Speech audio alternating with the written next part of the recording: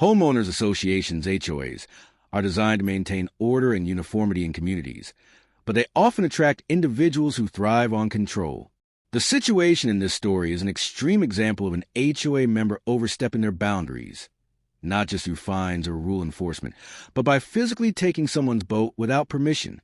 The idea that an HOA member, often just another resident in the neighborhood, would feel entitled to someone else's property speaks volumes about the level of power some individuals think they hold. HOAs typically regulate things like lawn maintenance, house colors, and parking, but rarely do they have any authority over privately owned boats. If the boat was docked in a marina controlled by the HOA, there might be some rules about mooring fees or maintenance, but that doesn't grant them ownership or free access. Yet, in many cases, HOA members believe their role gives them dominion over everything within the neighborhood, which might explain why this particular individual felt comfortable taking the boat.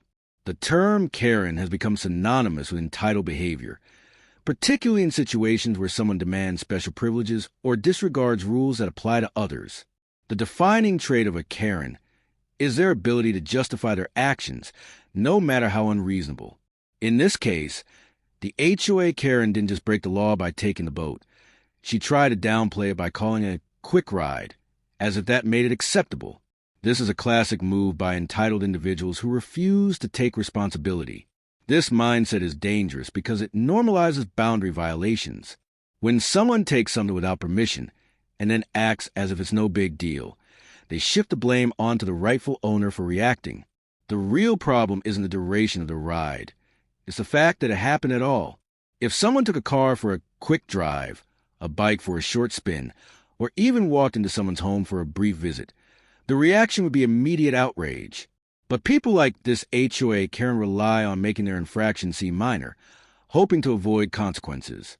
Theft, even when framed as borrowing, is still a legal issue.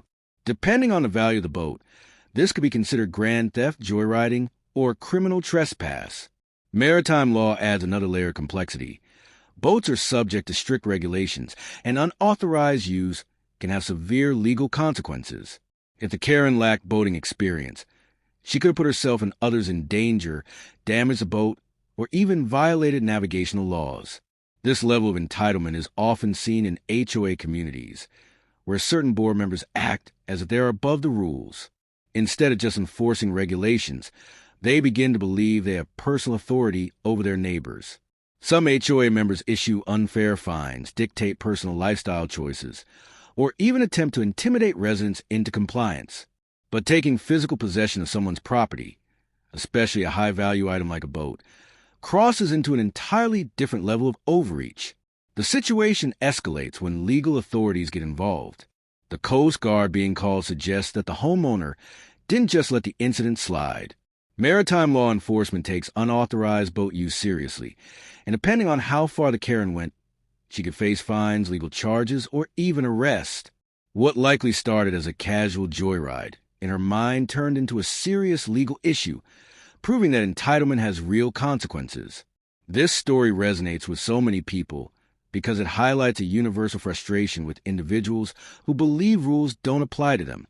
HOAs are supposed to maintain order, but when board members start acting like they own the entire community, it leads to conflicts like this. The Karen in this case likely believed she had some kind of unwritten privilege that allowed her to take the boat, but in the end, reality and the Coast Guard proved otherwise.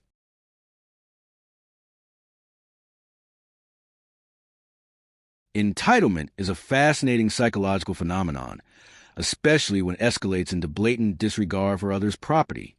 In this case, the HOA Karen's behavior wasn't just an isolated incident of bad judgment. It was part of a broader pattern of control, boundary violations, and a refusal to accept consequences. What makes the situation so striking is the involvement of law enforcement. Many times, when people like this overstep their bounds, the victim may hesitate to escalate the situation. They might feel pressured to let it go, to avoid conflict, especially when dealing with an HOA, which already has a reputation for making life difficult for residents. However, this homeowner made a decisive choice by contacting the Coast Guard rather than engaging in a fruitless argument. This response changed the dynamics entirely. shifting the power from an entitled HOA member to actual legal authorities who could impose real consequences. The Coast Guard's involvement suggests a level of severity beyond a simple neighborhood dispute. Unauthorized use of a boat isn't just a moral issue, it's a violation of maritime law, which is taken very seriously. Unlike land-based incidents where property disputes can sometimes be brushed off, boating laws are strict. Boats require proper licensing and registration, and there are legal liabilities involved in operating one. If the Karen was inexperienced, she could have unknowingly violated navigation laws, safety regulations, or even trespassed into restricted waters. The moment she took that boat, she put herself in a legally precarious position. The arrogance displayed in this situation is something seen repeatedly with people who feel a sense of superiority, whether because of their position in an HOA, their seniority in a neighborhood, or simply their own inflated self-importance. People like this rarely anticipate consequences because they assume their excuses will be enough to get them out of trouble. A simple apology or an attempt to shift the blame onto the victim is often their go-to response. However, the introduction of an authority figure changes everything. The moment the Coast Guard got involved, this was no longer just an argument between neighbors. It was an official legal matter. Imagine the Karen's reaction as she realized she had no control over the situation. Up until that moment, she likely assumed she could talk her way out of it.